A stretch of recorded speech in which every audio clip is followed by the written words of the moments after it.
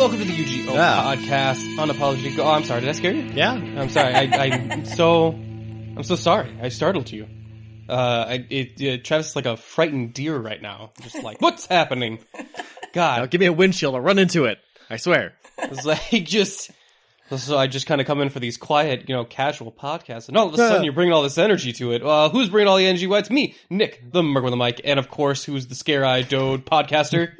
Travis. The god of the pod himself. And we have special guest on the mic, MC Patience. Patience, say hi. Hello. I think I need a nickname at some point. I mean, I do have Petro, though. You got Petro. I like to call you P. Sometimes. P-Dog. Patience already sounds like a stage name, so it's kind of hard. That's true. That's a valid point. Ladies and gentlemen, the wonderful Patience. Today, guys, make me sound like a stripper.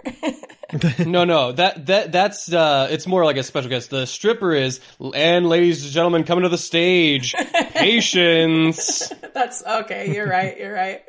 You got me there. It's all with the intonation. You might be filled with patience, but what it'll take to get her filled with you? Am I right? Dollar bills, y'all. Table dances. Patience, I am so sorry. It's totally okay. That's okay. I just feel like we need, after that, I just think we need an HR department for the podcast. You are the HR department. Oh, that's right, I am. Man, I got a lot of letters. Yeah, I keep sending them, but they don't go anywhere. Yeah, they're all about me. So while I look over this form about inappropriate workplace touching, let's go over what's going to be happening on the show today, guys. No touching. It is, the new year is upon us. The people are listening to it here, this will be released on the last day of 2018. Ooh. So nothing else could possibly go wrong. So, I mean, if it did, it would have to happen in a very small window of time. So we are going to be going over some of our favoritist films of 2018. Most favoritist? Most favoritist. Yes. A very scientific algorithm was put into these picks, as Travis scrambles to finish his list. I'm done. Now. I don't know what you're talking about. Yeah. I think that's, man, you know what? I was going to do trailer talk today, but I actually didn't watch the trailer for Us, the new Jordan Peele movie. I actually skipped out on it, and we'll have to do that next week. Also we should, last time we recorded, it was pre-Christmas. So, it is now post-Christmas. Merry Christmas, Patience. Happy holidays. Happy holidays to y'all, too. Absolutely. Patience, what was your haul like?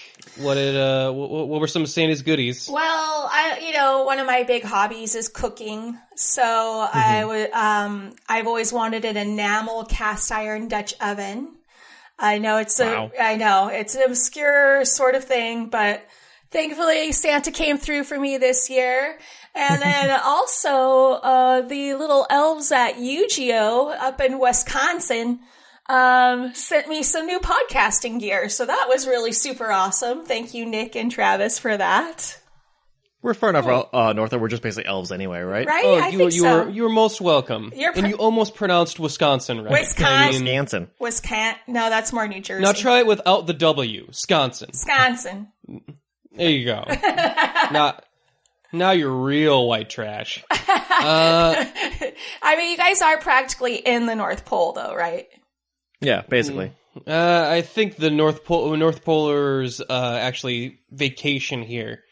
He's actually not lying either. So that's really cool. You said an enamel cast iron pot or Dutch oven. Dutch oven? Enamel cast iron Dutch oven. So made out of children's enamel. Am I correct? Of yes. Their teeth, their ivories. Yeah, hopefully. I mean, gotcha. Okay. So instead of a blood diamond, it's a children tooth oven. I was gonna go with the black rhino tusk ivory, but to each their own. Yeah. Poacher. Travis, it's a thing. Travis, how about you? How was your Christmas? Oh, I got new sweatpants because my mother gets me, like, she gets her children one piece of clothing, like, every year. So I got sweatpants because I always use more sweatpants. So, like, do you have a full set of clothes yet? Since you only get one clothing item per year? I think I technically need pants still, if you don't count the sweatpants. You got sweatpants, and then, like, one year was just cufflinks, and unfortunately that was, like, a no pants year. Yes. All right. Very so awkward. Next year's bow tie, I think. I like to think you're in various states of undress throughout the rest of the Christmases, for whatever reason. It's really awkward when I don't get underwear. Anything else? Oh, yeah, I got some gift cards, some new shirts, just a bunch of pretty standard stuff. Although, one thing that I didn't get because my parents were like, yeah, both of you have presents coming that didn't arrive yet. We are apparently going to be getting a pizza stone. Pizza stone? For the apartment. Oh, goodness, yes. My ears just peaked right now. I'm like, pizza stone? From the fucking French? Well, my mother is weird and was like, we don't want one made in China. I'm like, okay. So apparently they ordered one from, I think it was from Land's End or some, like, online. But it was a French pizza stone. The French don't make pizza, I'm pretty sure. I mean, the Chinese. But, well, actually, sure, to sell to us. Wasn't pizza invented in China? No, pizza's an Italian dish. Well, I think... No, actually, it's American. American. We, like everything else from our culture, we stole it and now claim it as our own. It's true. I mean, it's more like flatbread over there, you know? Yeah, there's no Chicago-style deep dish shit. But of course, since it was for me, they had a special order, a red one. Oh, okay, I got you. Nice. That's awesome. Well, I actually had to do Christmas late because my sister couldn't get into town earlier this week, so we actually did it just this morning, right before I actually came from my very own Christmas morning, come do this recording, because this was my Christmas gift, which was time away from the family. I'm just kidding. For anyone who's going to be listening to this posthumously, you know what I thought about while spending time with the family is that if I have children and or nephews or uncles or any just distant relations, they will be able to access this in the future. Yeah. And go like, oh yeah, that's right. And I've mentioned a lot of stuff on here, assuming they would not listen to it. And that's probably an erroneous assumption at some point down the line. So, sorry, future grandkids. Sorry I said fuck so much. Anyway. No, you're not. Don't lie. Don't lie to your future grandkids. Yeah, it's probably not even going to be a big deal. They probably won't even know what those words even mean. They'll be completely new swears by the time they roll around. More or less, they'll probably just listen and be like, Grandpa was really racist, wasn't he? Yeah. Grandpa really liked Deadpool a lot. Because everyone always thinks that their grandfather's racist. Man, I can't wait to be racist granddad. There's a lot of freedom in it. Yeah. You know? Like, to embrace it, really. Anyway, what was I talking about? Why did we talked about holidays and we got to racism. I don't know how that happened. I got a sweater that I'm wearing right now. Star Wars sweater. Nice. It kind of has like a snow thing on it, or the graphics just kind of fucked up on it and it was a really lucky misprint. I mean, whatever works. Like, win-win, I guess. Just like you want to go, like the designer came up like, oh shit. I am so sorry. It's a snow-themed Star Wars. I love it. I knew you would. Just go with it, Frank. Market it. I also got a book, actually, that from Travis right now, the Rick and Morty comic book covers volume, I don't know, like 1 through 8 or something? I have no idea. Like a bunch of the collected Rick and Morty comics that I have not had a chance to read yet, but I'm excited to. Mm-hmm. And also, there's one more gift. I see that to my co-host here that we have not opened yet. Oh, snap! Present just for me. So this is a live opening. We're doing it live. You hear all the nice, lovely crinkling. It's a sweater. It's such a small sweater. is it? Oh, it's Travis a goblet. has no idea what it is. I was like, what's Darth Vader? I see that's a Darth Vader. I just don't know what it is. I thought it was a bobblehead at first. It's a Darth Vader goblet. Oh my gosh. Yeah. It was between the mug and the goblet. I think you made the right choice. And I know you don't have a goblet. I don't. I do not own a goblet. Or at least I didn't think you had a goblet. I do not. I do not own a goblet. It is also, I think it comes with like hot chocolate or something. Yes, it does. Can you drink the blood of your enemies in it? Because I feel like that's what goblets are for. I mean, Darth Vader would want that. I think he drinks this force energy of his enemies. Like, yeah. Just Travis takes a drink and he's like, "Oh, it's sand. It's all rough and coarse. It's everywhere. Oh, now it's everywhere. I hate sand. I hate sand. That's sand flavored coffee. So that is fantastic. I also gave this Christmas. I gave everybody movies. Of course, I gave my mom Ocean's 8. Nice. Bad Mom's Christmas. Mom really likes raunchy comedies. She's really got into them over the last couple years. Awesome. I got her that. Game Night. That's a fun one. I like that one. I got my sister Happy Death Day. I got Jake Deadpool 2 and Teen Titans Go the movie. And I got the Charlie Brown Peanuts, like all the holiday specials all in one Blu-ray. Oh, nice. With like a little Snoopy pop vinyl keychain for Mom. And yeah, that was pretty cool. I also got these like phone biters that they really thought were funny. Like that it was like their favorite gift that they had. It was like they go into your cord that they attach to your phone. Okay. And they help attach your cord to your phone for charging, but it also looks like they're little animals that bite your phone. How cute. So, yeah, they're definitely like a mom gift. Right. Of like, oh, your mom will find that funny. So then we had Christmas dinner in which there was a lot of talk of God, and a lack thereof, which was really interesting. Because my mom seems to have lost faith. Oh. My grandmother died a year or so back. Actually, yeah, a little bit more than a year or so back. And my grandma was actually very much religious. And that's what pushed Mom to, have us go to church up until I was like 17. And, I think we stopped going a little earlier than that. But... So apparently ever since when Grandma was dying, she would repeatedly say, there is nothing for me, there's nothing on the other side, it's all black and empty. Wow. Which was dark. And apparently it's like, and Mom's like, yeah, and that's basically when I started questioning stuff too, and yeah, no, I'm pretty sure there's not anything. And I'm like, damn. Wow. Okay. And meanwhile, I'm like, I'm still eating Christmas eggs here, so, like... Wait, Christmas eggs? Don't mind me. You like deviled Christmas eggs? is always Christmas is always breakfast for us. We always do Christmas breakfast, so it's like eggs, bacon, French toast sometimes, and I think I had a cinnamon roll, and it was a giant fucking cookie. Like, it was like a deep dish Chicago pizza style cookie. Awesome. Like this cookie was thick as fuck. Like thick with 2 C's thick. Like it was awesome.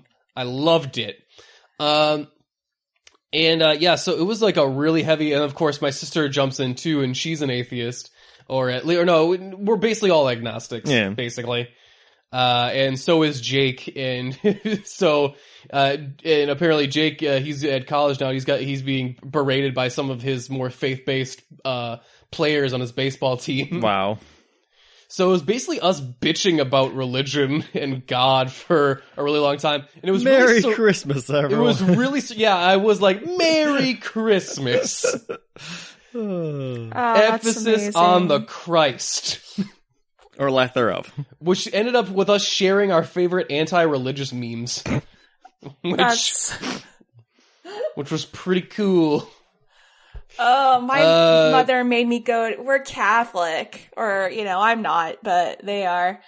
And so she made me go to midnight mass up until I was like 20, Ugh. 21 until I started drinking, basically. And then I was like, yeah, no. I'm going to stay home and get wasted. Go ahead and go to midnight mass. Sit there for 2 hours. You always want to like avoid certain conversations with your mom because it's like you have it like you can have a regular conversation with other people about religion because you know like well maybe I'll never see this person again or maybe I don't have to see this person all the time, but like when it's your family you're kind of like maybe I'll just avoid this. Yeah. But now I had to like answer point blank questions of like, so how did it make you feel when you got confirmed? And I'm like, honestly, nothing. Yeah. It's like, well, and they ask you that part of like why you want to get confirmed and you had to give an answer. And I'm like, yeah. And I just said it was like the next step in my faith journey or whatever. And like lied out of your mouth. So you lied and she's like, yeah. Hell yeah, I lied. What'd you want, Mom? Jeez. Well, I figured well, I'm only 17. I don't really want to have that conversation with my mom right now, so I'd rather just do this and get it over with. I don't think would have played that great. Nah, probably not. So, like, I thought this was just the less awkward thing to do. Like, so, and then, like, I had what was it? She asked me how, like, church, like, so, like, when you go to church, like, how would you feel? And I'm like, honestly, dumb. Like, for the longest time, I thought, like, I can't figure this church thing out. I was legitimately trying to figure it out like a math problem. Like, so, like, it's ultimate, like, forgiving, but there's this place for ultimate damnation where there's no chance for redemption. Yes. Called hell. Man, I don't get the workaround here. Like, this feels like there's some hacks going on in the system. Like, why is like, there's an Old Testament and a New Testament? Why doesn't the New Testament just trump the Old Testament? It's new. It should be better, right? You don't just use an old iPhone just because. Like, because it's retro. Yeah, people do that. Yeah. Fucking hipster Christians. There's people with stupid Nokia flip phones. That's, like, super Old Testament. So yeah, that was fun. I spent a similar themed Christmas day, but instead we just watched The Good Place. Oh, I love that show. Yes. Great. Patience, do you have any New Year's plans?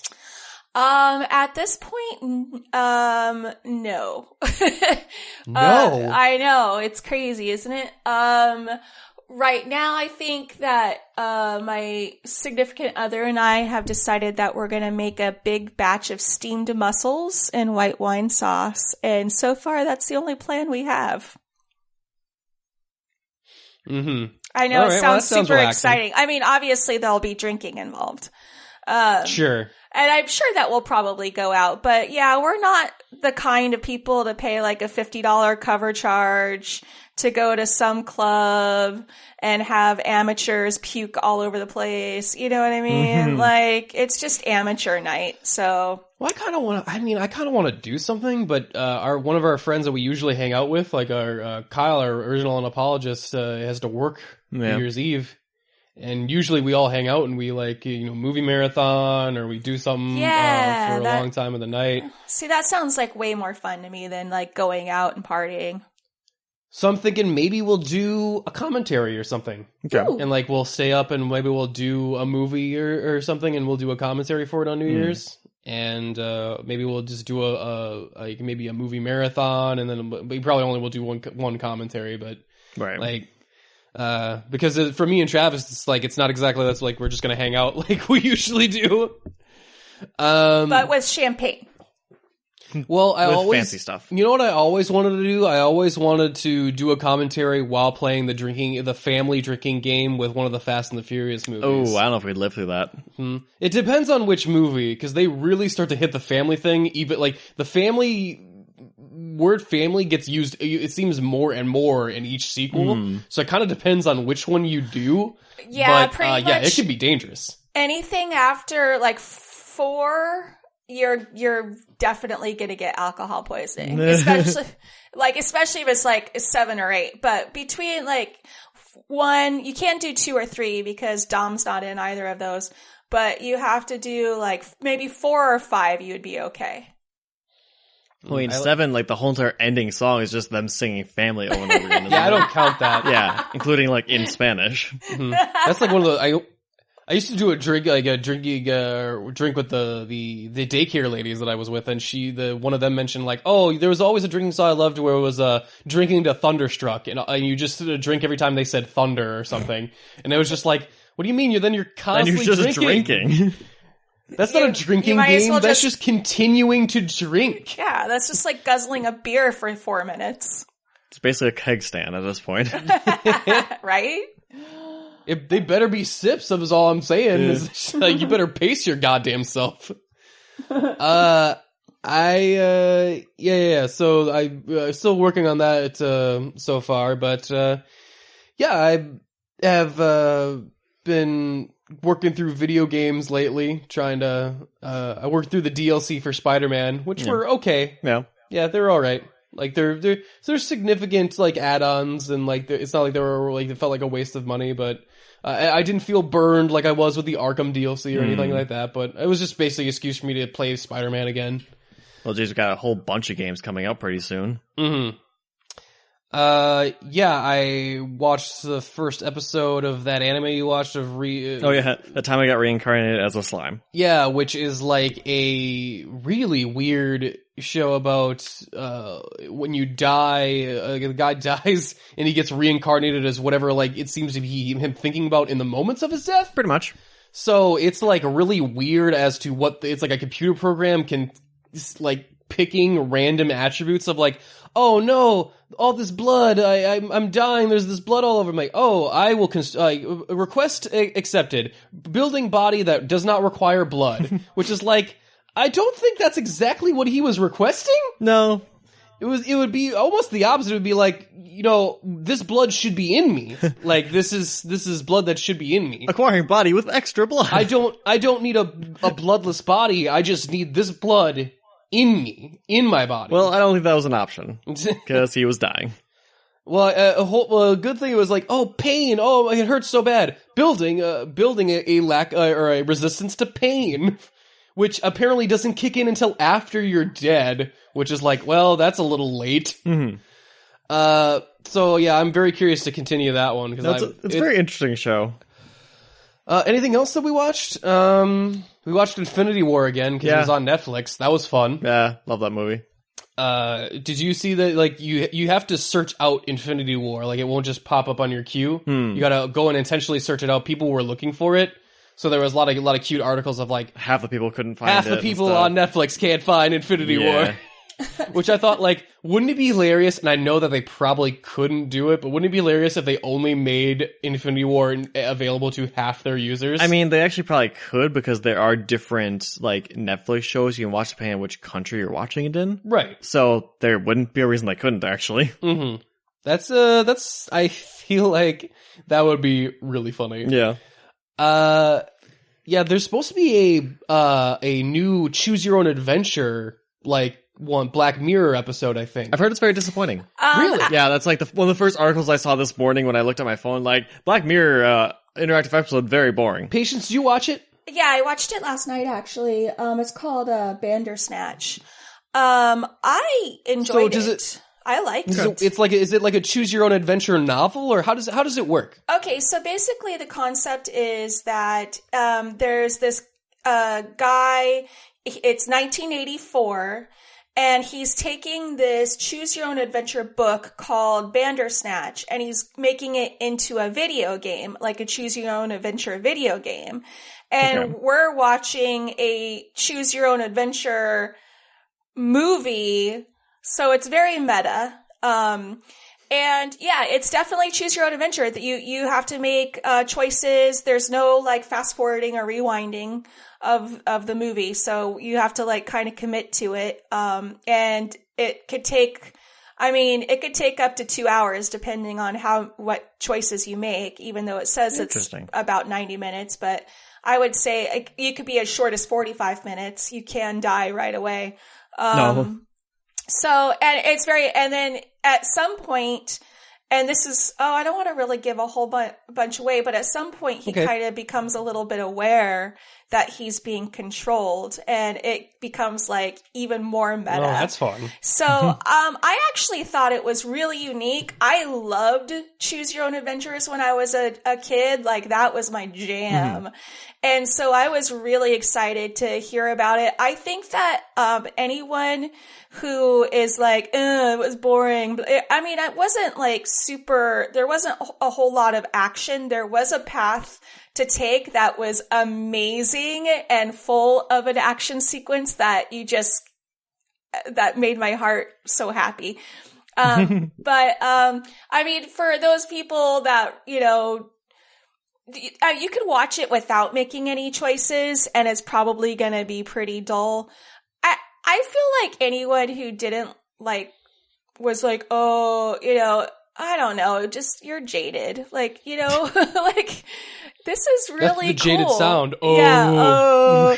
I mean, that's definitely what you sound like when you're jaded. Exactly. I mean, I thought it was a unique concept. I give high props to Netflix, and obviously Black Mirror is one of my favorite things. And I just thought it was a pretty cool thing. I mean, yeah, it wasn't like, holy shit, mind-blowing amazing, but I think that it just shows what the future could look like as far as multimedia go. I just thought it was really weird that it keeps asking you to, like, every time you make a choice, it asks you to say, would you kindly every time. It seems like an odd choice. It didn't do that. And we'll just let the BioShock reference go right over Patience's sorry, head. I never played BioShock. Well, actually, that's not true. I did play the first one, but that was so long ago. Oh, that's okay. The reference isn't from the first most famous one at all. Oh, okay. No, wait, yes, it is. JK. Oh, God it's damn the most it. obvious thing from the first one. That was like 15 years ago. Indeed. Yes. In millennial exaggeration time, it was 50 years ago. Step. In avocado years. But, yeah, Bandersnatch, I would say watch it. Give it a try. Okay. Speaking of Netflix and some darker elements, did you did you see Kevin Spacey put out a video right before Christmas? Oh my god. I did not. That was okay. Oh my god. Man, it was. I thought for sure, because I was surfing social media on Christmas Eve because I was, you know, with my family and I didn't want to interact. So, like, I'm again, sorry if you're listening, family. I'm kidding. But the future family, I find you much more interesting, not past family. So I thought this, like, I saw this on my Facebook and Twitter, and I was like, this has got to be a prank or something. And no, apparently, in regards to charges being brought against him for, I think the initial accusation of I believe the underage boy at the time, that is bringing, I think charges just got brought against Kevin Spacey for that incident. Mm-hmm. And apparently in response to that, oh no, Kevin Spacey dropped a video like on Christmas Eve or the day before Christmas, and it was very interesting because he does a whole video where he's playing his character Frank Underwood, I think is his name, from that Netflix show House of Cards. Okay. The villainous vice president or president or whatever. I forget exactly what he is. I never watched the show. And so he's trying to parallel it with his accusation now. So it comes in, I actually started to watch the video, and it starts off like him just looking up. He's got this ridiculous Santa apron on. He's like, and he does the voice too, which is weird. He's like, I know what you want. And I'm like, oh boy, this isn't gonna be good, is it? So it's weird because he's defending himself while playing a villain. It's like if Anthony Hopkins got accused of being a murderer and he released a defense video but played Hannibal Lecter the whole time. Like, what? Like, also, who is shooting this video? It's got production on it. Who's editing this together? Like, there's got to be a whole team on this. Did his I'm assuming his publicist must not have known about this. I would certainly hope so. Also, I feel like in that dark time, I would like to feel bad for Kevin Spacey's publicist, who probably on Christmas Eve was spending a lovely evening with his family. Until it was ruined. Until he checks on Facebook and goes, "Oh, what's this about Kev? Oh, shit. Oh, no. Who let him alone? Who let him alone?" And he's got to spend the rest of that day and Christmas Day just going, no, I just got putting out fires and shit. So then that's why I'd just be like, nope, giving up on him. I couldn't even watch the whole thing. It's so bizarre and uncomfortable. And he's like it's fucking cooking weird. Christmas dinner. And he's playing with this weird Southern accent, and you're just like, he's mentally ill. I mean, that's the only explanation that I could come to, is that he has, I mean, obviously sexually assaulting young men, you have, There's some issues there. Yeah, there's definitely some mental issues there, but to put something out like this in response to you being charged for sexual assault on a minor, like, wow. What were you thinking? There's a point in the video where he's trying to get his job back at the Netflix show too, of like, oh, they said I was dead, but did you ever see me die? No. And it's like, and you're gonna, I forget how he ended it. It was, now, I certainly didn't pay for the crimes I did commit, and I'm not gonna pay for the crimes I didn't. Like, yeah, it is. Like, the message of it is, wait, so you have gotten away with other crimes before. I think that'd be like, if there was a lawyer nearby, he'd probably punch him at that point. Like, no, don't admit to doing crimes. It's like, Your Honor, I could not be robbing that house. I was murdering a man down the street at the same time. Thank you. Don't accuse me of something I didn't do when I did something completely. What is this? I mean, in America, you could do that off of Double Jeopardy. Like, what is happening? And so, also, I feel bad, too, because if you make, whoever's making that video, I gotta assume it's gotta be people he hired, because that's no friend of his. No. No friend of that would, you need better friends if it is. Like, no, like, at no point it was in like that, a yes man, is what it was. Yeah. Well, yeah, because that's a man with no friends that does that, because no one in his inner circle went, ooh, Kevin, maybe bad idea. Maybe this makes you might come off not in the best light here, bud. Maybe we don't lead with this. Maybe we just don't. Like, man, it was so fascinatingly weird. Like, and I assume just to get, back in the limelight, since no one's talking about him anymore, he was actually one of those people that kind of dropped off. Right. And, just to get people back talking to him, I guess we are, but. Success. So, yeah, very strange. Merry Christmas, everybody.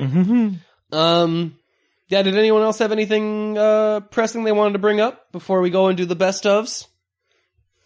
No? I bought my sister a Thug Kitchen cooking book. Ooh, nice. Nice.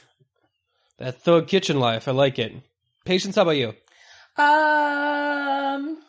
Did you know that they're going to be making a Swamp Thing television series? Yeah, they've been working on that. Yeah, they've been working on that for a while. Yeah, but it's actually going to happen. It's produced by James Wan, which that's a good thing, Oh, that's what we should bring up. Speaking of James Wan, we saw Aquaman. Oh yeah, we did see Aquaman. Snap! How did that go? Well, we just remembered we watched it now after you mentioned James Wan. So, well, it's not as bad as Batman vs. Superman. It's better than Suicide Squad. It sucks because after just watching Infinity War again, you're like, God, why can't DC get their CG down? Yeah.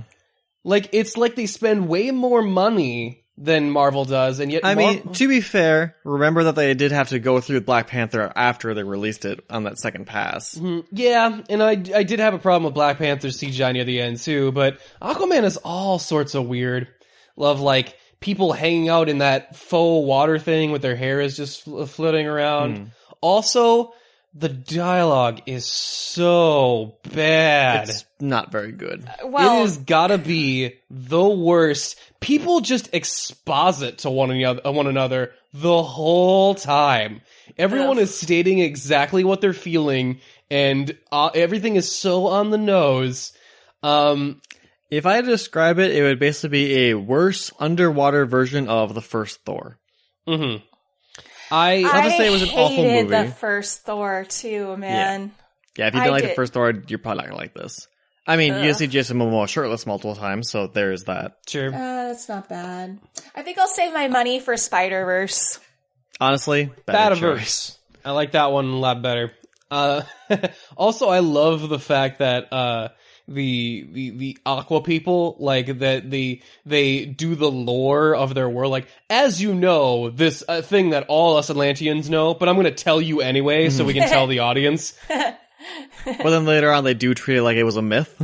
It's so clunky and cheesy and first time, like, baby step superhero movie. Like, I love that all the DC it's like DC and Venom also felt like this, of like, guys, it's not the 90s anymore. We're not doing Daredevil or those type of superhero movies anymore. The Phantom.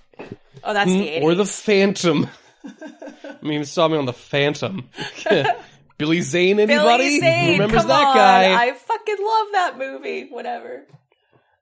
The ghost that walks. I just love In a Billy purple Zane. fucking Sorry. jumpsuit. Sorry. What was it? Was it Darkman was that Liam Neeson? Was it Darkman? Darkman was Liam Neeson. Oh man, such a great movie. And The Shadow was Alec Baldwin. Oh, We're going, that's like, classic. terrible. Ouch. Yeah. Sorry. So yeah. Oh, also Willem Dafoe pretty much wasted in the movie too. Yeah. Like, I also. I love that they kind of keep playing up his, like, talking to fish thing of, like, oh yeah, he's like the only Atlantean that can talk to fish, apparently. Like, that's a whole thing, like a royalty thing or whatever, or a true king ability. Yeah, I don't know. They didn't explain it at all. Like a There's a lot pure of blood kind of a thing? It's so weird how much stuff goes unexplained when there's this much exposition and explaining going on, and yet you're kind of lost. Like, also, I love the fact that the Atlantis looks like Tron, like, to the point where there's this dubstep that starts to play, and I'm like, is this Daft Punk? Are they playing Daft Punk? Like, it's not Daft Punk. But it's sure, like, it sounds like it, and they're flying these ships, which I also don't understand why, because everyone can swim super fast. Right. So I don't even know why they build cars or anything, or train sharks to swim. I mean, no, I understand why they do that. Okay, that's fucking intimidating. awesome. That's pretty cool. Yeah, I would totally train a shark. Really redundant. They have cars? Yeah, they have underwater cars. Ooh, also the special effects, like, while in the water, it's very CG heavy, but they more or less kind of work because everything has this unreal It look. all looks very kind of ephemeral. Everything on land, when they show stuff on land, especially Black Manta, it looks like a multi-million and budgeted Power Rangers episode, which, don't get me wrong, actually kind of dug. I was like, man, this looks super cheap. Like, the foot soldier villains look like Super Sentai villains. No. Black Manta looks right out of Kamen Rider. That's where he's from, Kamen Rider. Yeah, pretty much. Oh, dear. And even me, and you know I love tights and more extravagant superhero costumes anyway, but even I was kind of like, he looks really silly. But yeah, overall, not a disaster, but not even close to Wonder Woman, which was probably their best movie. So, yeah, we can try Bumblebee. I hear Bumblebee's good. Can we just go watch Spider-Verse again? We could do that again. Okay, I want to do that. New Year's Revolution. Let's see how many times we can plug Spider-Man in. Spider-Verse. Well, with that, should we get to our top picks, guys? Our best movies of 2018. Let's get to it. Marvel. Patience. Oh, sorry. Patience, you are a special guest. I would like you to have first crack at your list. We're going 5 and up. What is your... Number 5. My number 5, and you guys know I have crap taste in movies. So, my number 5 was a little ditty called Anna and the Apocalypse. And I still have not seen it. They will not show it in a theater around here, God damn it. Yeah, it was kind of an Alamo exclusive this Christmas season, but if you do get a chance to see it, it's a zombie Christmas musical, and it's fucking fantastic. That sounds amazing. It is amazing. You can actually YouTube some of the songs, and they will get stuck in your head, and you will sing them for days. And I love this. I'm not a musical fan, but this movie has that perfect balance of like horror. It's dark as fuck, but yet there's still singing. Okay. That's great. Travis, you want to go next? Yeah. My number 5 is going to probably be Game Night. Game Night. I love that movie. That movie, I went into that movie like, oh, it's another like one of these comedies. Is it really any good? And yeah, it was actually that good. Yeah, wow. I just rewatched it again recently. It was it still holds up. I watched it with my family. Like my mom, I said, likes the raunchy comedies, and it's not really raunchy or anything. No, it's just very, but it is very well done. Yeah, it's adult to be sure. And I just love Jason Bateman as this straight man type, just this hapless man. Just the whole bullet remove scene. It's man, that whole scene is great. Like I found the bullet removal website. It's a alt-right website, so I'm just gonna ignore the racist stuff and get right to the anesthetic. Okay, we don't have any of that. I couldn't find rubbing alcohol, so I got this lovely Chardonnay. Way to pivot. They're just so into it too. It's fantastic. Like they're trying to dig out the bullet. It's like they look at the back like, oh, did you get shot twice? Nope, it's the exit hole. And even Jason Bateman's like, nope, that one's on me too. I'm an idiot. And it's, it's just great. Also, one of the best Denzel Washington impressions I've ever seen in a movie too. I forget his name, but the one guy who's basically doing Denzel impression twice in the movie was really good. I guess that comes around to me. That it does. So for me, it's going to be the first Marvel film on the docket. It is Infinity War. Oh. Yeah. So having rewatched it yet again, just marveling at how like narratively a lot of this adds up. Like there's not a whole lot of points that like you are disassociated from the narrative or are wondering like why people are doing certain things. Like you just... And, having watched it right after Aquaman, I'm like, yeah. This is better in every way. What's so weird is that Aquaman's story is so much simpler. It's a hero's journey. Than Infinity War's story. Yeah. They need a thing to go and stop the bad guy. Like, they need this magic thing that go and stop him. And yet, all the time in that movie, I was struggling to go, why the fuck are they doing this again? Why are they in the Sahara Desert? They were water people. Why are they in a fucking desert right now? Because the water people were the deserters, remember? Oh, fuck. God, I hate this. Are you serious? You guys are kidding, when you're not, right? I'm not even joking. I couldn't make that. You think that's the worst part? Then you'll ask yourself, why do I hear Africa right now? Is Toto's Africa playing? No, it sounds slightly different. It is definitely Africa, though. But definitely Africa. Who's singing this? Oh my god, is that Pitbull? Are my ears bleeding? Do I never want to hear this song again? Do I want to burn every copy of this and the original song? Yes. We're still talking about Aquaman. Yeah, we are. Pitbull does a cover of Africa in the Sahara Desert in this movie for no fucking reason. Well, we had to say where we are, Nick. Like, it was egregious to the point that I was literally like physically ill listening to that. I was like, you gotta be fucking kidding me. Get out of here, Pitbull. This show is becoming a bash on Aquaman. That was a legit, like every other part of that movie, I was like, well, I mean, they're trying their best. So now you give your final thoughts and ratings, we'll actually give this movie a score, Nick. God, I hate that. That was the only part where I was like, okay, I'm getting a little mad right now. But Yeah, Infinity War really is solid the whole way through. Like, just watching those things coalesce and just cool moment after cool moment. Everything being set up of like, hey, they have a fight on a big planet with gravity being a whole a thing that they like, oh, gravity on this planet is weird, so that they can basically jump around, so you're not questioning, hey, can Drax jump that far? You're never quite like, no, gravity's weird on this planet. Yeah. Like, and also just the fact that I love how, spoilers for Infinity War, but I love that the ending lets our heroes lose definitively. Mm-hmm. Not because they got sucker punched or because they got tricked or anything, just because, like, no, they tried their hardest, but they just couldn't do it. They, like, failed on a level that wasn't, like, there wasn't a thing they could have tried to do different. Like, there was just basically, and then, with the minus of Star-Lord's fuck up, but even then it's kind of like, with Doctor Strange's plan, I'm not sure how inevitable that was. Yeah.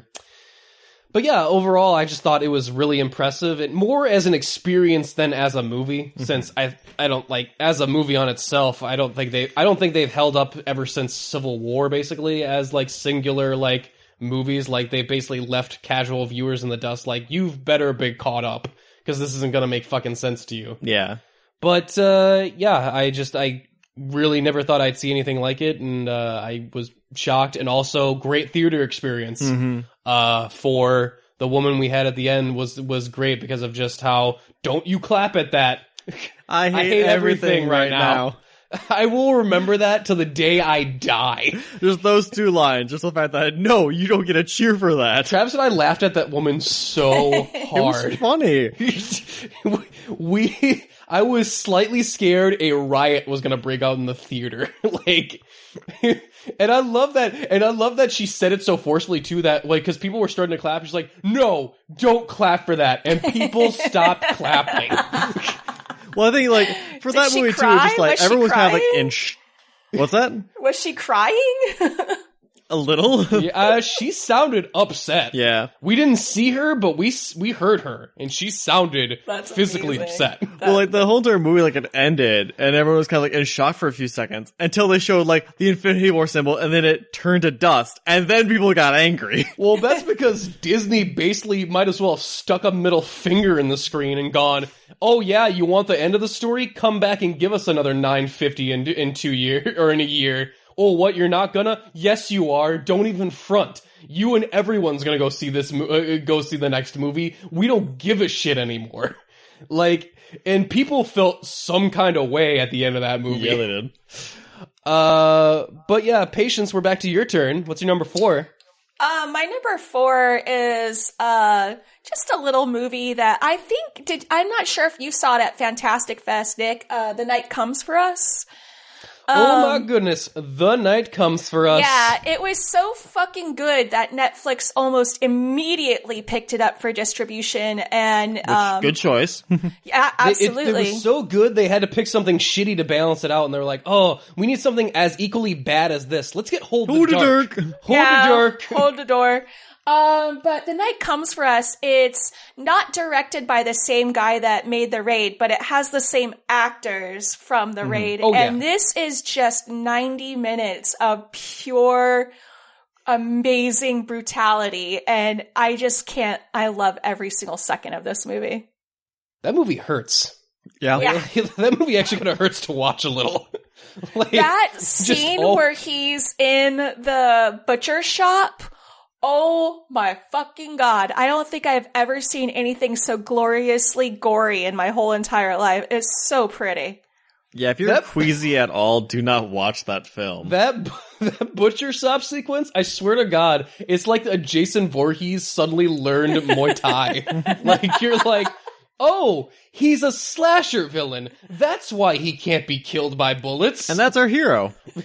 Well, it gets to a point where you have to assume that the people in this movie have to be super soldiers. Like, there's no other way explanation of how they can survive this many stabbings and gunshot wounds. Basically. And yeah, Iko Uwais from The Raid, and I forget his name, but he plays Jaka in the Raid. It's part of the Timo-verse. He also, Timo, I forget his last name, had another movie, the May the Devil Take You. Yeah. Which was the horror film at Fantastic Fest, and it was also, still have not seen it, but it was also supposed to be very good. And he was the belle of the ball at that Fantastic Fest. Yeah, I imagine. You were either talking about one or both of those movies whenever you were talking to people. Yeah. It was. Yeah.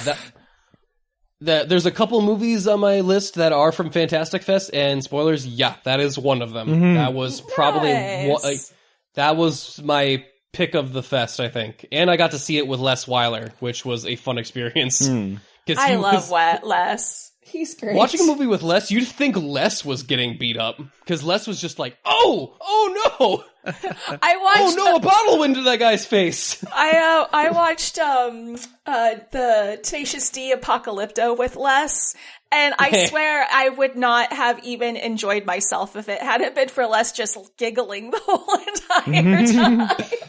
I've said this before, and I'll say it again. If I learned anything that Fantastic Fest, I learned that I want to see movies that I like with Les and movies that I hate with Patience. That is the devil angel scenario that I had in the Fantastic Fest, and that's where I felt the most comfortable. Because I'm like, oh my fucking god, really? That's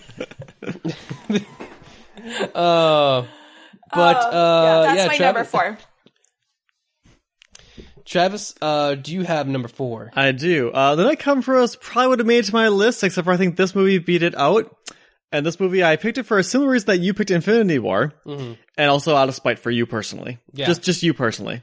It's not Venom, It's Venom. Oh my god. No. You fucking asshole. Oh my god, I had so much fun watching that movie, and I've enjoyed it even more since. Not even watching it, just your reaction to that movie. Wow. Has brought me great joy. That is it's funny. So funny. Jake got me a Venom t-shirt because he knows Venom is one of my favorite Spidey villains. I was honestly tempted to go buy you like a Venom sweatshirt or something. And he asked me, I was like, oh, did you see the Venom movie? I'm like, yeah, it sucked so hard. And Travis, like, man, watching that movie with Travis was weird because you were either high on like a fever dream or something, but you were having the time of your goddamn life. That movie was entertaining as fuck, okay? You were giggling like, oh my god, I can't believe this is happening. Because that movie was ridiculous. And I kind of love it for that. I mean, don't be wrong, when the she-Venom comes up and makes out with Tom Hardy, we were both like, what is happening? Like... This movie has gone so far off the rails, we have our own gender-bent version of Venom in the first Venom movie. And they even had to like make a point, it's like, wasn't my idea. No, the symbiote wanted to make out with you. The fan art is sneaking in the movie unto itself. Things have gone awry. Fan fiction is writing itself. So that leaves me with my number 4, which is also another Fantastic Fest pick. It is the film One Cut of the Dead. Yep. I love this movie so much. I got to see this movie with Patience. Oh my god. This is like, I can't even explain how much I fucking love this movie. Nope. And considering that this movie still has not got picked up for a regular distribution or release, I will not spoil it for you guys, since most of you have no way to see it right now. No. So I won't spoil it for you at all, other than the fact that it is on the level of meta horror like Tucker and Dale or Final Girls and stuff like that. Yep. But it's not, it takes it from a different approach. It's not quite like those. You're going to have to make it through the whole entire movie to like the movie. It's one of those ones that's so unique. It's like, imagine Cabin in the Woods trying to explain like, oh, before Cabin in the Woods was a thing. Like, it's one of those type things that, like... It's very defining. Yeah. And really... I'm sorry. Go for it, Patience. I was just going to say, it really makes me so upset that this has not been picked up for distribution yet, because this is seriously one of the most hysterical, just witty, smart movies I think I've seen. And you really do have to watch the whole entire thing in order to really get it, I guess. Well, and then I should warn you guys that the same thing that the presenter warned us was that, okay, 37 minutes. You've got to give this movie 37 minutes because it's gonna lose you, but it's gonna get you back in the second act.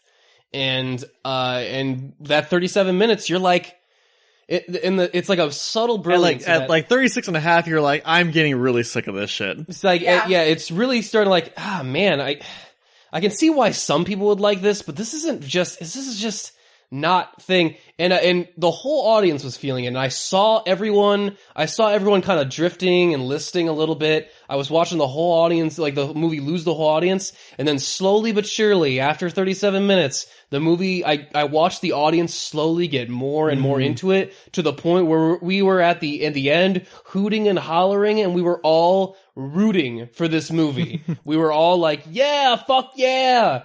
And crying, laughing. it makes you fall in love with not only the movie, but the process of making movies. Yes. Like, and it was special. Like, it was a singular, one-time experience that I probably I won't have another experience that was quite like this It'd be again. very difficult. Yeah. So, this would have definitely been on my top, like my number one on my list, but I did not put it on my list because it's not available for distribution. So that's why. Right.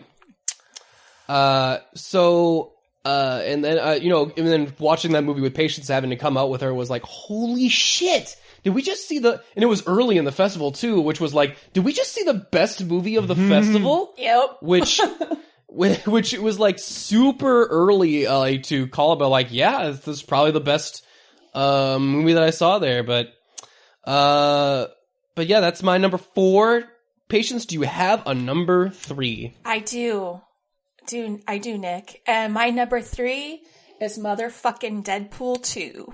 Wow, Deadpool 2 makes it to number 3. Yeah, it almost made it to number 2. I actually kind of had a hard time deciding. I just watched that this morning. Yeah. I watched that 2 hours ago, no less. For the first time or for the 12th time? For the second time. Okay. I'm a big Deadpool fan. I've always been a big Deadpool fan. I'm also a Ryan Reynolds fan. But I just love, how he breaks the fourth wall. And I thought that although this might not have been as good as the first Deadpool, but, come on, it's a really solid sophomore effort. I loved him, assembling his team. And I love like the little subtle cameos and, the Easter eggs. And I laughed my ass off, and I can't stop watching this movie. Like, this is basically my go-to. That's so interesting, because watching it for a second time, I was reinforced in my idea of like, oh yeah, this is significantly weaker than the first one. Yeah. Yeah, but it has its moments that you're just like, okay, that's pretty fucking funny. Zazie Beetz is a pretty standout role. The whole how X-Force thing turns out is pretty awesome.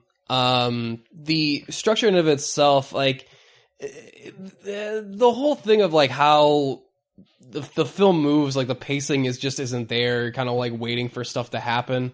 Also, like, just them fridging Vanessa early on. Yeah, like, really didn't like that. It really, like, and later, even though they might undo it with time travel, who knows? It's kind of like, it's one thing because Deadpool is all about subverting tropes, and they run so headlong into that one, and don't subvert it at all. Like, and it's really lame. Like, we need the character to do something, so let's kill his girlfriend to do something, to get him to do that thing. Right. And you're like, I'd rather you didn't. And really, there's no reason to at all. Like, the impending Vanessa being pregnant serves the same function of him caring about the kid. Like, there's no, like, surrogate family or whatever is also, like, as well as regular family. I don't know. Like, but now that I'm done shitting on Patience, it's number 3 pick. Sorry, Patience. It's okay. Travis, you're number 3. My number 3 is a very tough choice. I mean, it couldn't have been One Cut of the Dead, because I had no way of seeing that movie. Sorry. Nope. Unfortunately. None whatsoever. It was not a fantastic movie at all, but it was. It was still a hard choice, because there was a lot of things I had chosen, like, I was kind of, even now, like, going back and forth, I'm like, they could be this movie, or this movie, or this movie. I think I'm gonna go down with being, I've pick I'm pretty sure Patience will be surprised me with is going to be A Quiet Place. Oh. Wow. No kidding. That's high on your list. It is, and really much, because this was a very unique horror movie that was only really ruined by its ending. Yep. But even then, it was kind of like, I didn't really care at that point. It was like, I enjoyed the premise of the movie enough that I'm like, this movie I can't really think of a really good way this movie could have ended. I just wish it had ended that way. Sure.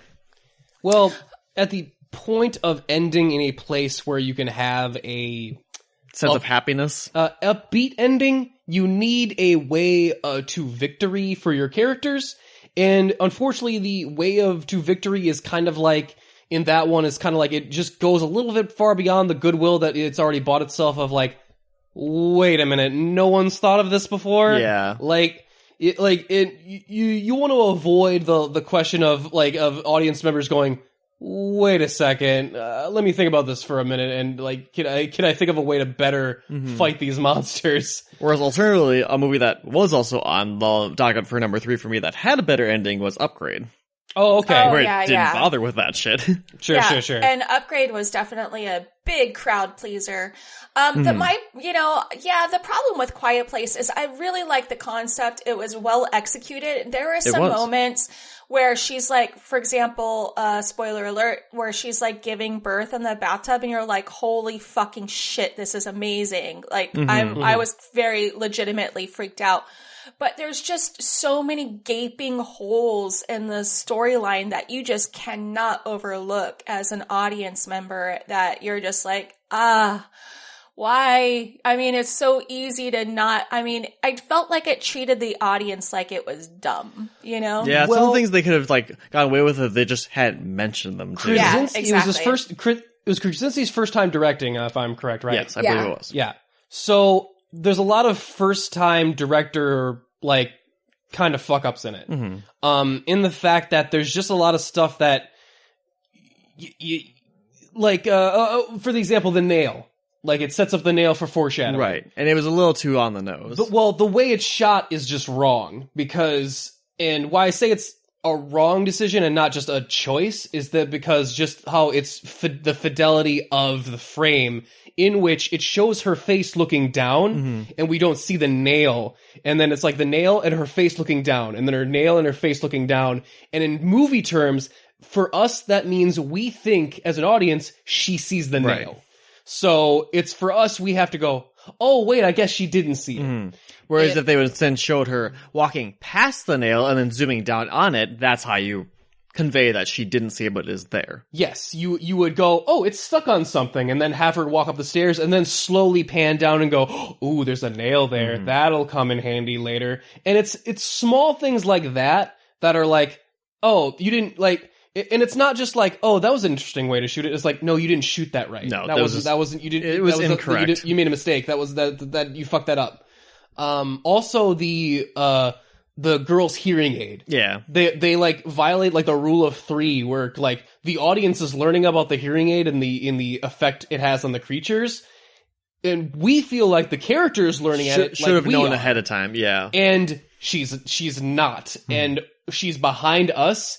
And for us as an audience, we then feel like they're dumber than us. Yeah. Which means that we feel like they're dumb. Which in that case, no, you don't want your main characters to feel like they're being dumb. Right. And that means they have to be as smart as the audience or smarter. So they have to be doing something that you've thought of or you are at the same time or you haven't thought of yet. Yeah. So there's just common stuff like that of hey, you're setting us up so that we're learning about it. She should be learning about it the same speed we are, not a second late. So I don't mean to shit on your numbers. That's our job. Shit on each other's opinion. No, Quiet Place was one I considered for my top list too, but there was just structural stuff of no, there's for me, it was a great concept and a great first time directing job to be sure. It's not like the mistakes are without the movie. There's a lot of great, Patience saying that bathroom scene is really good. Yep. A lot of scenes that are just straight up really compelling. It's just there's a lot of stuff in there that a little more seasoned director would have caught that in the edit. But to bring to my number 3, my number 3 was Upgrade. Okay. The better Nice. version of Venom. Yeah. I love Tom Hardy in this. Tom Hardy was great. Whose name I will never remember. He's like not Orlando Bloom. If I Google Tom Hardy, will he just show up? Like, I'm actually curious. I love that movie, and like you said, it wasn't afraid to go for the dark ending, which I thought really fitted it. Also, the action in it is really fucking cool. Yeah. Like, speaking of, like, the Night Comes For Us horror movie type action, like, the first kill in that movie, the audience wasn't very, we didn't have a big audience, but all of us were like, oh shit! We didn't know it was gonna be that type of movie. Uh-oh. Oh, that guy's face is missing. I love that movie, and I thought it was unique and like low budget sci-fi, which is a really cool genre that we don't get to see a whole lot of. Which anymore. we should get more of. So yeah, that was my number 3. So stole it. Patience, do you have a number 2 film? Nope, I don't. No, of course I have a number 2. Okay, skip to your number 1. My number 2 film is ready. Drum roll. I thought you were going to say Ready Player One. No, oh God, no. It's Infinity War. This, I am such a huge, fan of the Avengers and Guardians of the Galaxy, and my husband is like crazy for Spider-Man. So getting to finally see all 3 of them come together was just like cathartic. Does that make sense? I mean, it was just so nice to finally have that crossover that we've always wanted. And although I did not see Black Panther yet, and I did not see the first Ant-Man or the second Ant-Man for that, but you really didn't need to have seen those in order to enjoy Infinity War. And it was just like, what, 10 years? When did Iron Man come out?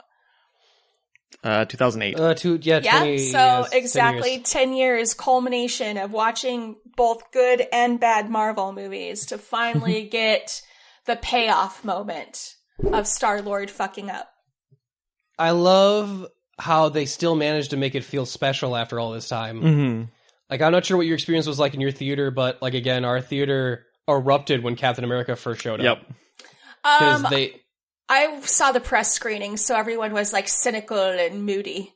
Oh, okay. That's definitely not what I Our theater erupted. They were like, oh, Captain America's like, yes, we all saw this moment from the trailer, and yet it didn't matter. Yeah, it didn't. We were all fucking excited. Because you know why? Because that moment is like, has there ever been has a superhero ever radiated more big dick energy than Captain America in that moment? That's a good point. Like him standing in that shadow and that anticipation of like, oh, and he comes out of the shadow when you're like, I am so hard right now. Oh man, you're right. Yeah. Chris Evans can get it, is all I'm gonna say.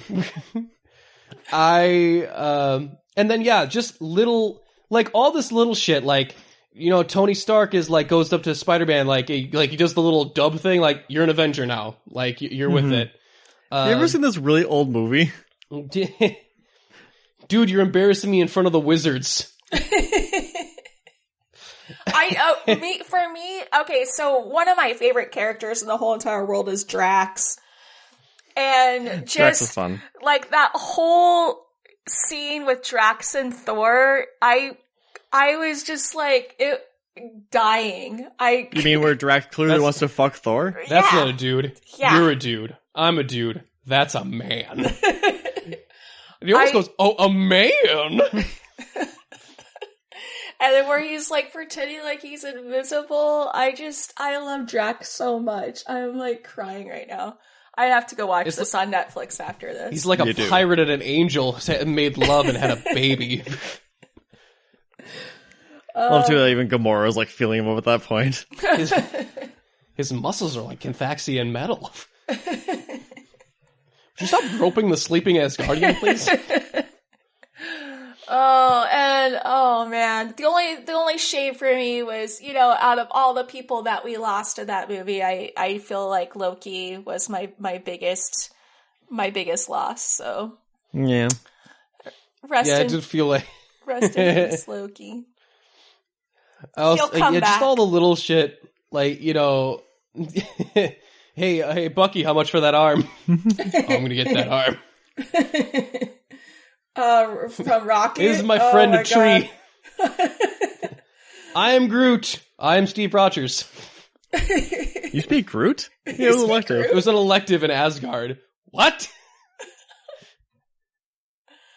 It's just so great. Like, yeah, I love it. So great. Also, if you're a bad guy in a Marvel movie, I guess they don't care how violent your death is. No, you'll be rototilled. Like, some of those deaths are surprisingly violent. Like, I mean, the one chick, what's her name? The Black Watch chick or whatever? Like, she just gets fucking eviscerated at a certain point. Yeah. Like no one, like, the Thanos' children, none of them really die with any sort of dignity whatsoever. Like, they're all getting, like, fucking wiped. So yeah, that was great. Yeah, that was your number 2, Patience. That was my number 2. Yeah, I can see why. It was a big movie, big event, so understandable. I'm actually sad it only made like the lower bottom. Like, it was actually a pretty good year for movies for me. Yeah, I was surprised that it made it that low on your list. Mm-hmm. Travis, what made it to your number 2 spot? My number 2 spot is something we've already pimped, I think, already once today, but we'll do it again. Into the Spider-Verse. Into the Spider-Verse. Yay! I really thought this was going to be your number 1. It was a toss-up again. I was like, ooh. This makes me your number 1 very curious to me. But Into the Spider-Verse was a fantastic film that, like, it came out such late in the year. I'm like, oh, I'm sorry. I guess we're seeing one of the best superhero films now. Got it.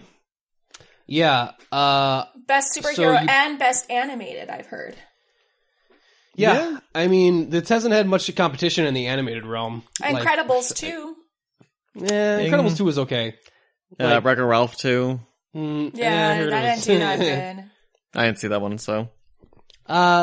So yeah, spoiler for my number 1 pick.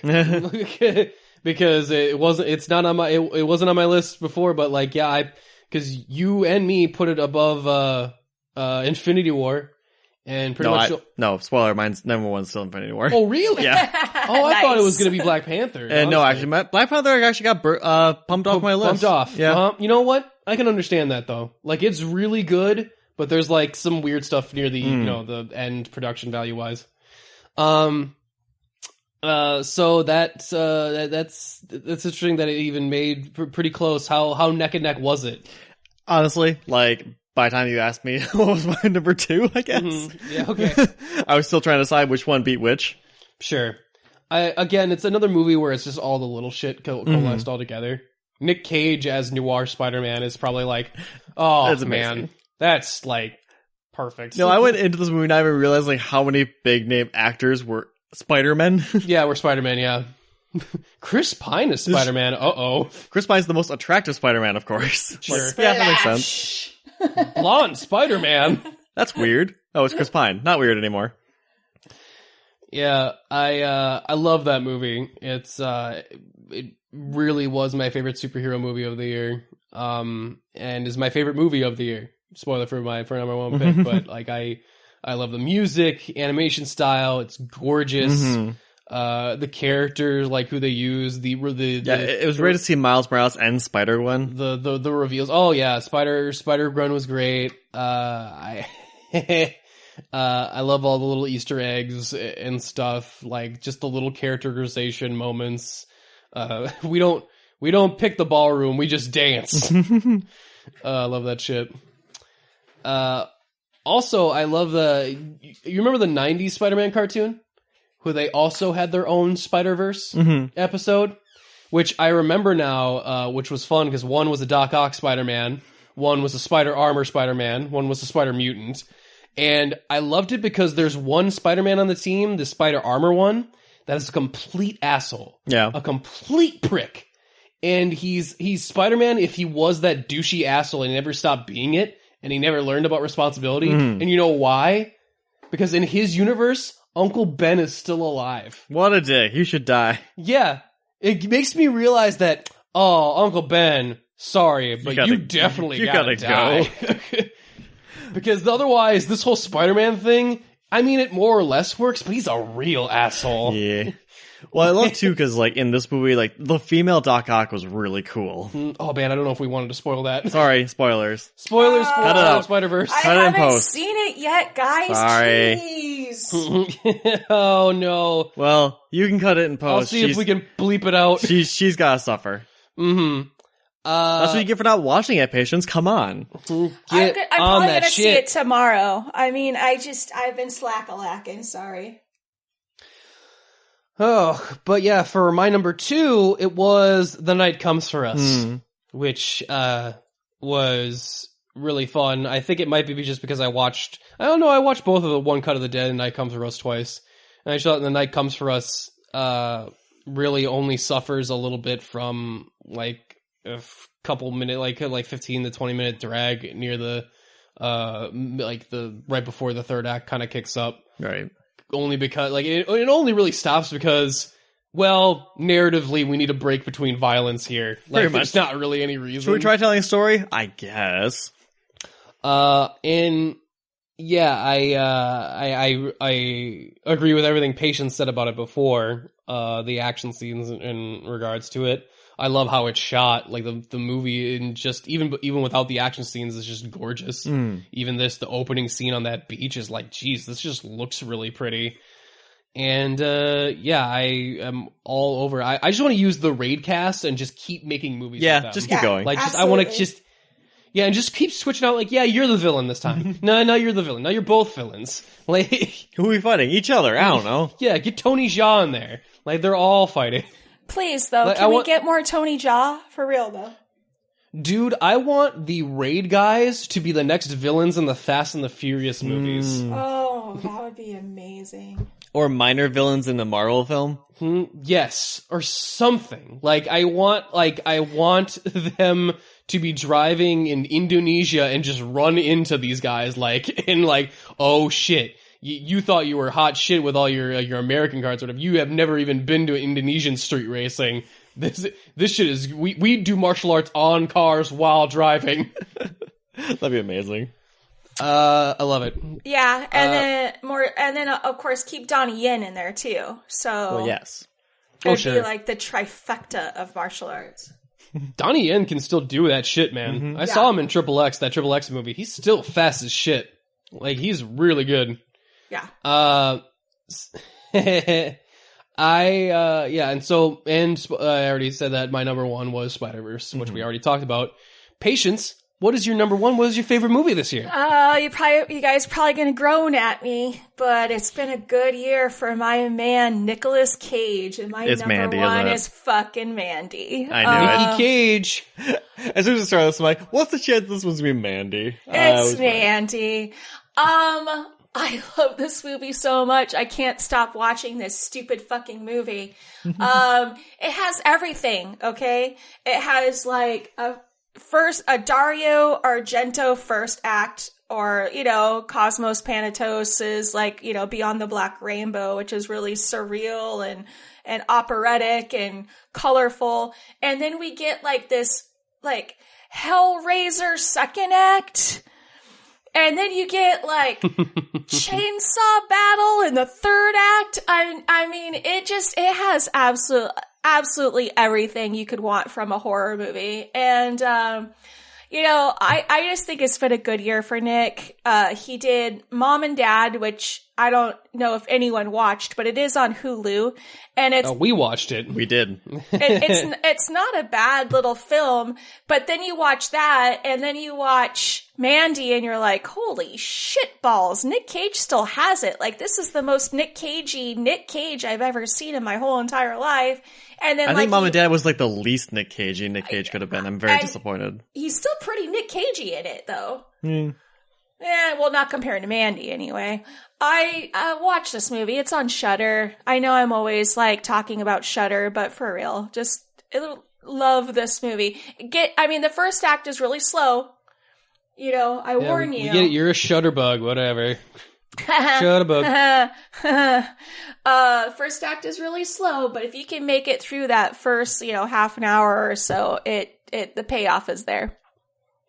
Now, Susan, you say that movie has everything, but does it have Nick Cage in a black and white Spider-Man suit? Mm-hmm. Well, okay, other than Spider-Verse, and again, a good year for Nick Cage that he was chosen to be one of the Spider-Men. Yeah, his ridiculous New York PI, 50s accent. Well, he's just ridiculous. It's true.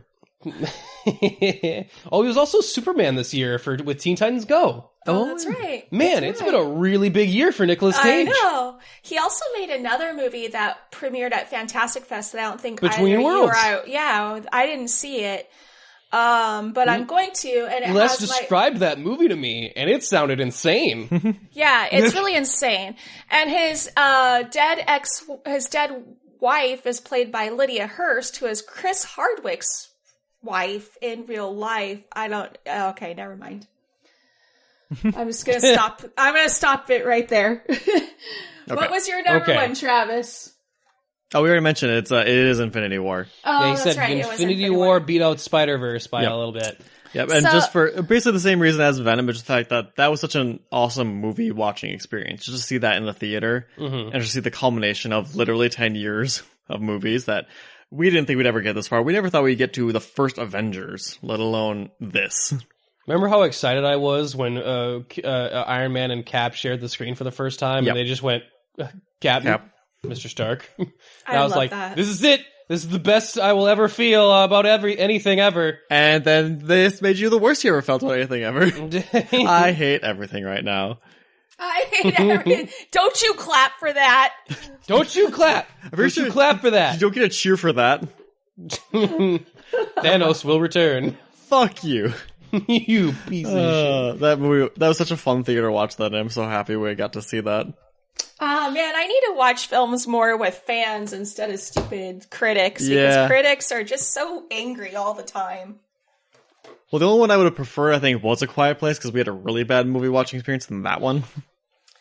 Oh my gosh, so I did watch The Quiet Place in a regular screening, and even at Alamo, I'm huge Alamo fan, and I pretty much only watch movies at Alamo if possible, and it was still the sound of people drinking and chewing on their popcorn was so fucking annoying. I was like, oh my god, why are you chewing so loud? Mm-hmm.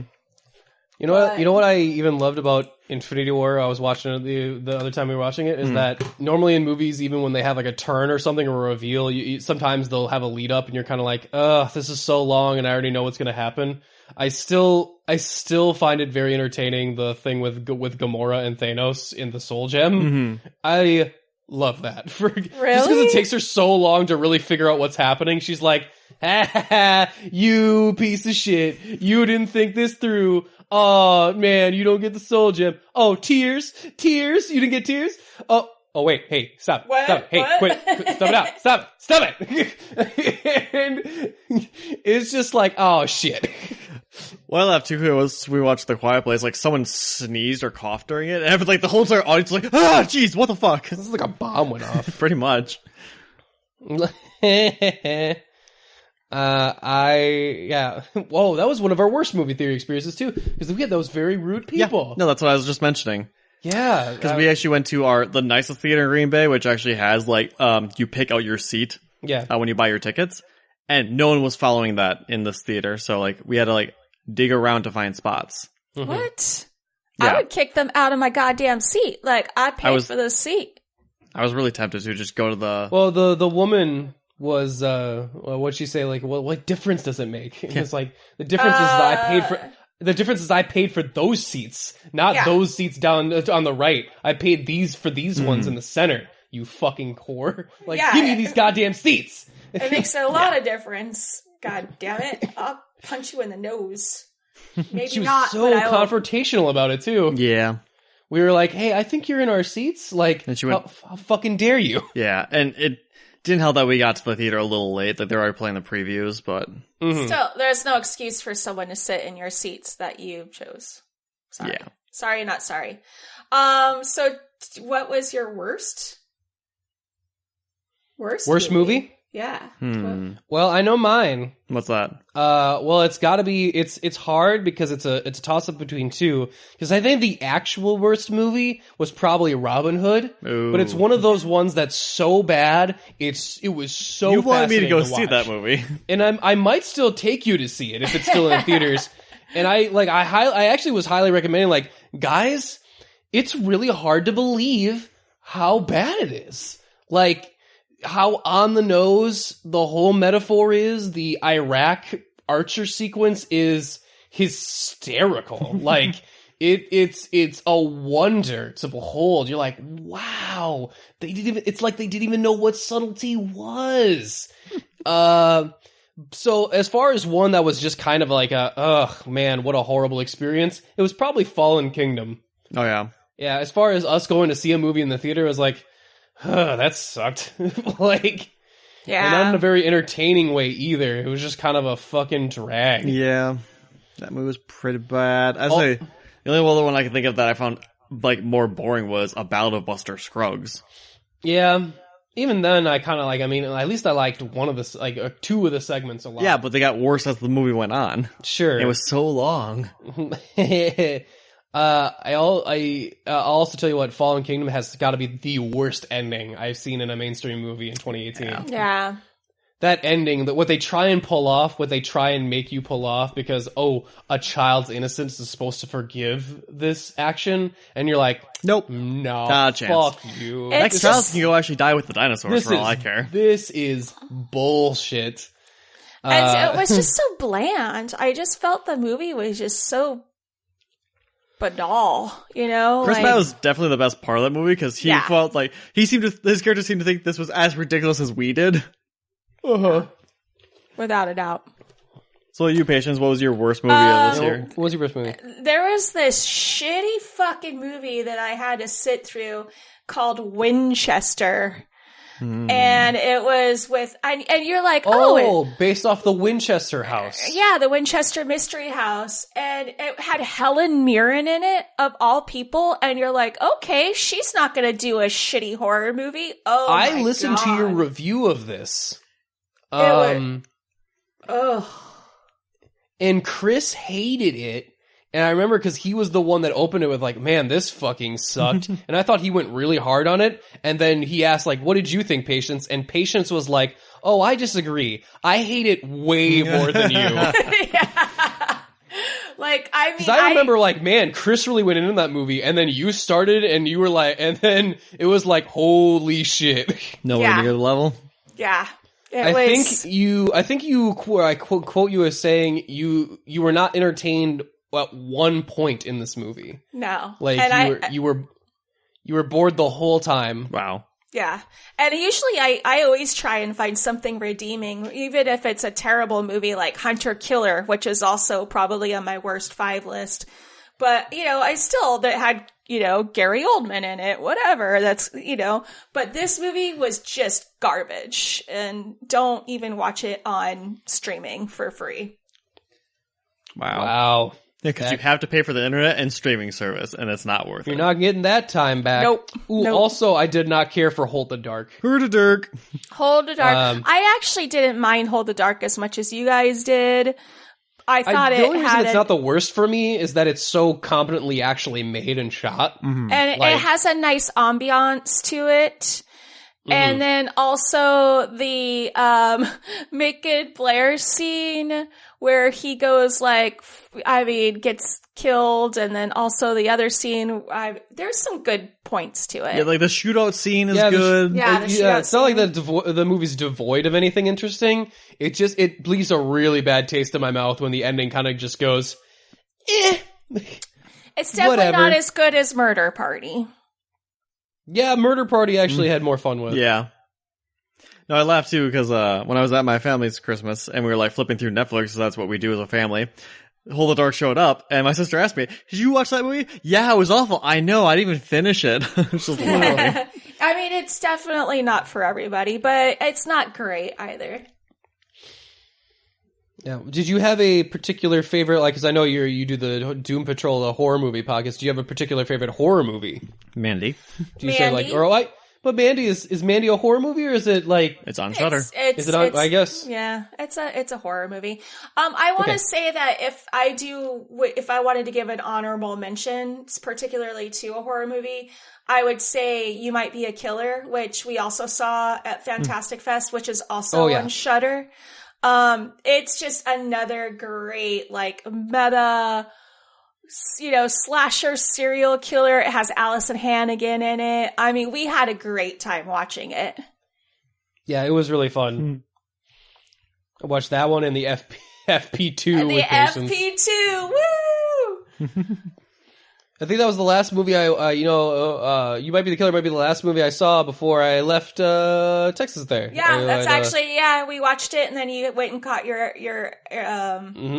I had to catch my flight right after. Yeah, because it was closing night and you didn't get to go to the closing night party and see me get my lottery tattoo.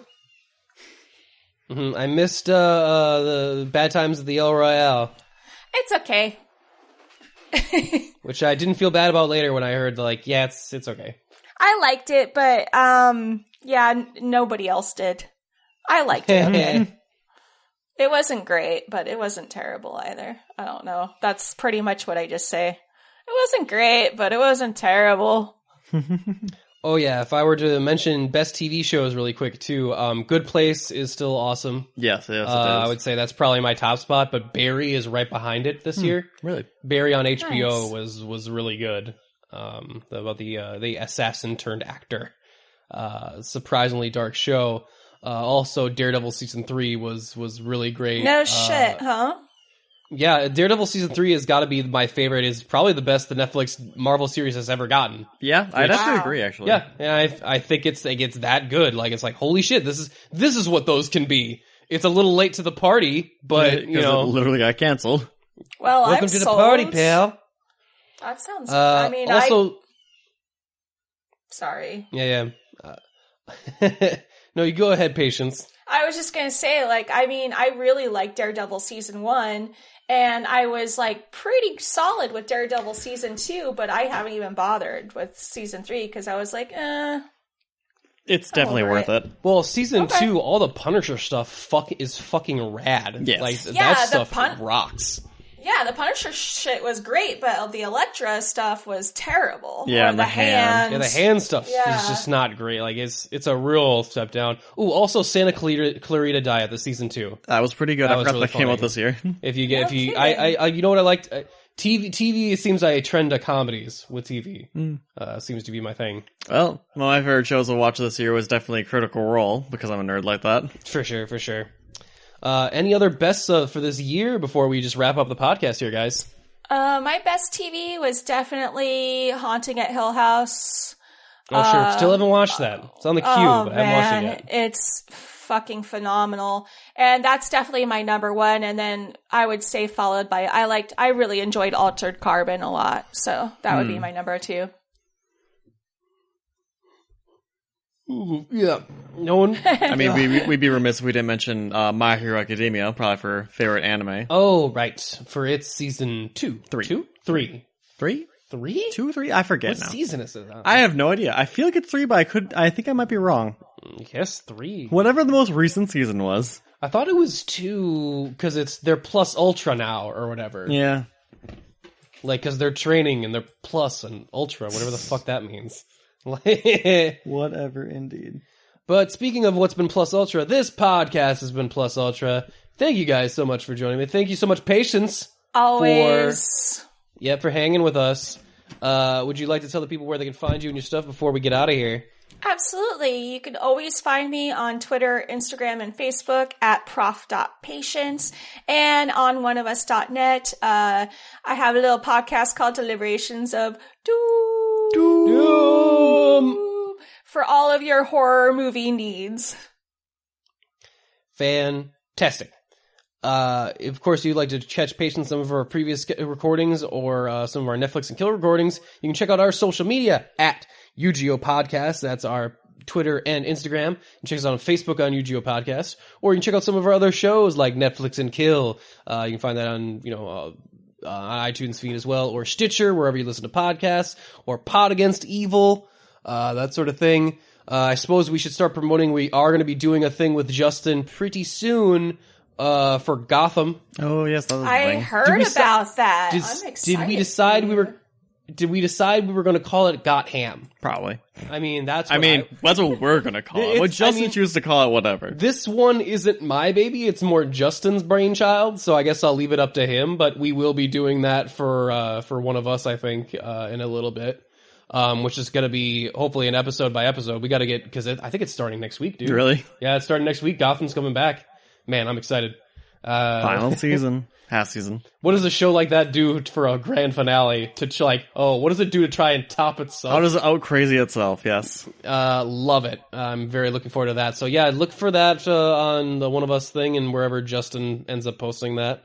You can always email us at unapologeticgeekout@gmail.com if you have any suggestions for guests, things we should watch, subjects we should cover, games we should play, whatever, or you just want to talk to us. Let us know. Let us riff with you, because we would love to hear from you. That's for sure. With that out of the way, you guys have a happy New Year. I wonder if we didn't actually ask for resolutions, but I resolved nothing. I resolved to resolve nothing and improve myself in no way. I actually hope I become worse. It'd be best, wouldn't it? I'm gonna eat more and go to the gym less. God damn it! I'm gonna devolve as a human fucking being. I'm gonna be on my phone more during conversations. Anyway. And yet you'll still be better than our president. Oh, boy. Oh, God. Travis, that's the last Trump joke of 2018. Now they're all going to be 2019 jokes. Impeachment. Impeachment. God, I hope so. Oh, I actually thought we were going to go away without being political for 2018, but how befitting. You had a whole conversation about God is dead. Leave me alone. That's not politics. Religion and politics are totally separate and have no way have ever been intertwined in any way. Anyway, I love how, like 2018 in itself, our political talk was ultimately inevitable and snuck in at the very end. Surprise, bitch. But anyway, yeah, with that out of the way, we Unapologists Geek Out ends. We're out.